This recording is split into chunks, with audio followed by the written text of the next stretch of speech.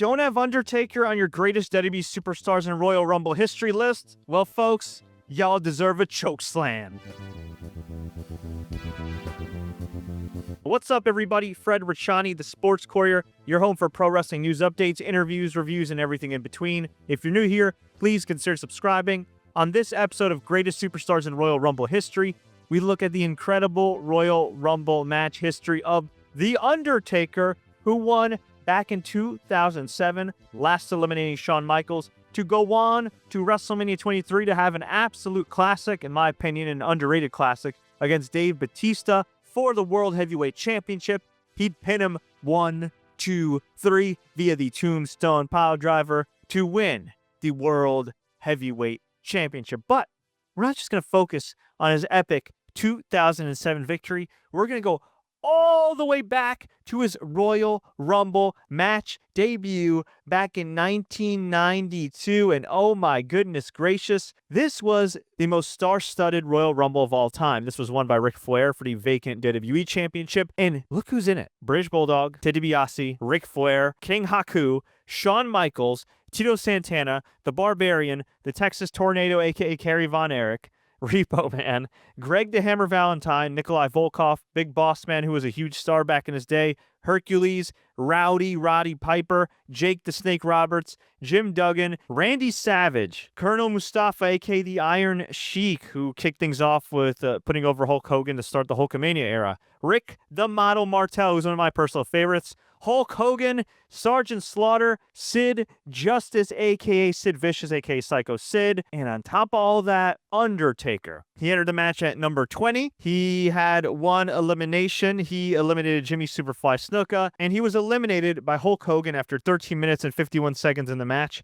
No shame in being eliminated. He was relatively well protected back then. What better place to make your Royal Rumble debut than in the most star-studded Royal Rumble, arguably in history? As for 1993, he entered the Rumble match, and I can't say it was that memorable for him. He was only in the match for 4 minutes and 14 seconds. He did have 4 eliminations, eliminating the $1 Million Man, Ted DiBiase, Tenryu of all people, Samu, the Berserker, but he was eliminated by Giant Gonzalez, which would lead to a god-awful feud with some god-awful matches, and it's best left unsaid. In 1994, he was not in the Royal Rumble match, but he had one of the most memorable Royal Rumble singles matches in history, taking on Yokozuna, the WWE champion at the time. Yokozuna, with the help of a number of heels, defeated The Undertaker in his specialty, a casket match. And there was a memorable scene where sparks fly and you see The Undertaker's face in the casket through the Titantron, and he has this demonic message, and we wouldn't see The Undertaker for the majority of 1994. The match itself, I wouldn't say it holds up bell to bell in terms of people being emotionally invested into a character or emotionally terrified, when it comes to a character like The Undertaker. Whew, this was definitely on the list of those things. And I'll tell you this, Undertaker was so scary as a kid that my mom refused to buy me an Undertaker picture frame at KB Toys because he had his eyes rolled back, and she said I'd have nightmares, and yeah, she was right, so she bought me a Stone Cold one. But that tells you the power of The Undertaker back in the day.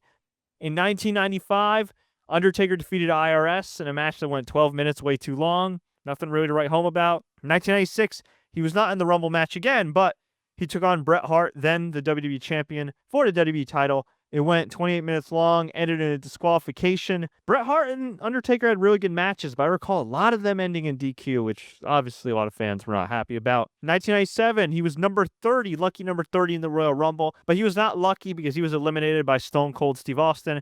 However, he did manage to eliminate his rival Mankind, a.k.a. Mick Foley, and Henry O. Godwin. Royal Rumble 1998, he once again challenged for a WWE title against Shawn Michaels, and this was kind of an infamous match, a casket match for a WWE title, and lo and behold, Undertaker lost his specialty match again, but not before seriously injuring Shawn Michaels. Shawn Michaels took a back body drop off of The Undertaker onto the casket. His back hit the casket real hard, and it put Shawn Michaels out of commission for about 4.5 years. Now, granted, he did go on to have that epic feud with Steve Austin and Mike Tyson. He did put over Steve Austin in the middle of the ring at WrestleMania 14, but we would not see Shawn Michaels in a wrestling ring again as an active competitor until SummerSlam 2002. So that's a historic footnote right there. But Undertaker lost the match thanks to his brother Kane, who set him on fire, although magically, as is always the case, The Undertaker lived on, or at least lived on as much as a dead man could. But this was definitely a memorable match.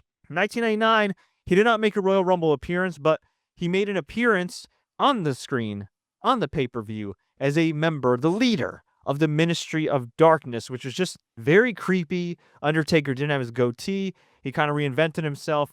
This is a very polarizing time. You got a lot of people that grew up in the Attitude Era like myself that love this era of The Undertaker. I'm kind of indifferent on it, but back then, man, Undertaker Ministry of Darkness, it equaled ratings, so you really can't argue with the success. But yeah, if you're wondering when Undertaker was at his really creepiest, I think it has to be around this time. I could be wrong. If you guys disagree, please let me know in the comments. Undertaker was out with injuries and a character overhaul as the American Badass back in 2000, so he did not appear then. 2001 made his Royal Rumble return. First time entering a Royal Rumble since 1997 back in 2001.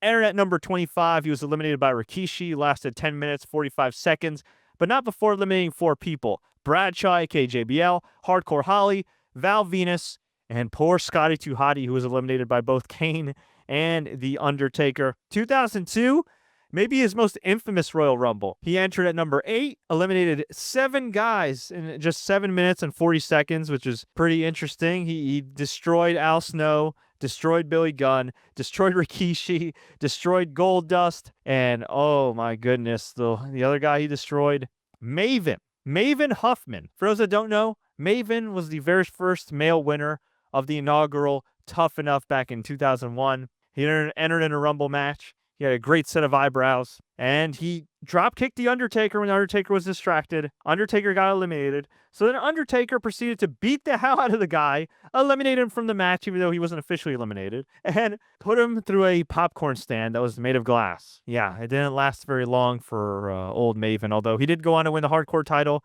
I believe he had a victory over Goldust at WrestleMania 18. That's a random WrestleMania trivia note. And yeah, from there, Maven kind of peaked and didn't really go anywhere. Whereas The Undertaker, obviously, that loss didn't hurt him in the long run, but definitely a memorable and infamous moment in Royal Rumble history. In 2003, The Undertaker was number 30. He eliminated not 1, not 2, not 3, not 4, but 5 men. Get this, he eliminated John Cena, Jamal, a.k.a. Umaga. He eliminated his brother Kane. He eliminated Maven, the irony, and Dave Batista. And he was the runner-up, only to lose to Brock Lesnar. Royal Rumble 2005. The Undertaker defeated Heidenreich in a casket match. I'm just going to leave it at that. It was a horrible match, a horrible feud. I'm not going to elaborate on that whatsoever, so please don't ask me to. Royal Rumble 2006, The Undertaker appeared at the end of the show. It was headlined by Kurt Angle versus Mark Henry for the World Heavyweight Championship. They had this really cool Roman Coliseum-themed like Rumble set, and they had like a drawbridge, like a makeshift drawbridge that kind of fell down, and Undertaker came out, if I recall correctly, on like a horse or something, and pointed at Kurt Angle, and it set up Angle versus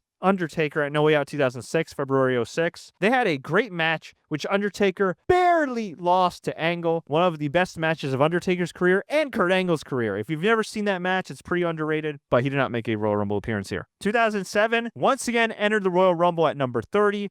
He eliminated MVP Montel Vontavious Porter, the Great Khali, who was one of his rivals back in 2006, and Shawn Michaels last to win his first Royal Rumble, which is pretty historic because at that stage of Undertaker's career, a lot of people thought he was slowing down, but nope. He proceeded to have one of the greatest Royal Rumble exchanges in history with Shawn Michaels, and that was a precursor of things to come because at WrestleMania 25 and 26, they had some absolute classics. In 2008, Undertaker and Shawn Michaels were number 1 and 2 in the 2008 Royal Rumble. They were not victorious. John Cena was, who made a surprise return at the end, but both guys lasted over 32 minutes. Undertaker got 3 eliminations, eliminating Santino Marella, Snitsky, and Great Khali, but he was eliminated by Shawn Michaels. And the funny part is that just a year later, these guys would wrestle at WrestleMania 25. So yeah, a lot of great long-term storytelling here. And then The Undertaker entered the 2009 Royal Rumble at 16. and he ended up getting eliminated by the Big Show, but not before getting his fair share of eliminations, eliminating JTG, Chris Jericho, and Shelton Benjamin, along with Mark Henry as well, I should note, with a little help from Rey Mysterio. And the irony of Undertaker eliminating Chris Jericho is that those two guys never had like a real one-on-one singles match. They had 2 singles matches on SmackDown. Chris Jericho, a little over a year later at Elimination Chamber 2010, with the help of Shawn Michaels, did pin The Undertaker to win the WWE World title, his 6th world title. Yeah, these guys haven't had a lot of singles matches. It's just crazy to think about, but hey, that's part of their brief but memorable history with each other. In 2010, The Undertaker successfully defended his World Heavyweight title as he defeated Rey Mysterio. A very weird match, right? Undertaker's gigantic. He's technically the babyface.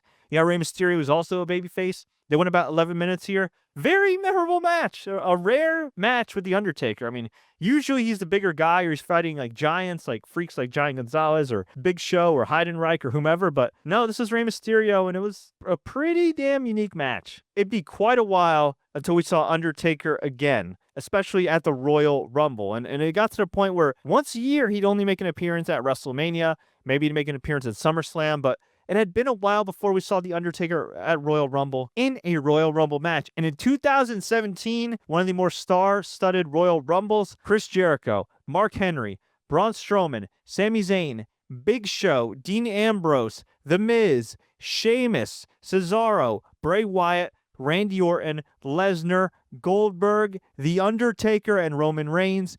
The Undertaker ended up entering the match at number 29. By the way, this took place in the Alamo Dome, the home of Royal Rumble 1997 in San Antonio, Texas. Undertaker entered at number 29, and he eliminated Sami Zayn, Baron Corbin, The Miz, and Goldberg before being eliminated by Roman Reigns. And that would set up Reigns versus Undertaker at WrestleMania 33. It was the main event of Mania 33. It featured a great, not really retirement ceremony for The Undertaker, where he left his gloves, his jacket, his hat, all his gear in the middle of the ring, walked out, raised his fist, and went down the ramp. And everybody thought that was the end of The Undertaker, but as we saw at WrestleMania 34, he came back. So overall, The Undertaker has had an incredible Royal Rumble legacy when it comes to appearances, when it comes to singles matches, most eliminations in a single Royal Rumble. Undertaker is tied with multiple guys: Hulk Hogan, Yokozuna, Diesel, Stone Cold, Rikishi, Great Khali, with 7. He had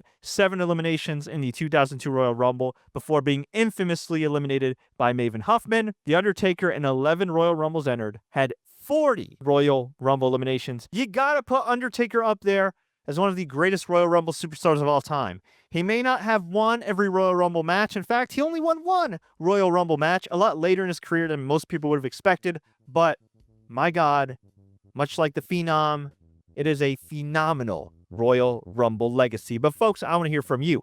Does The Undertaker belong on this list? Does he not? Let me know. Leave a comment below.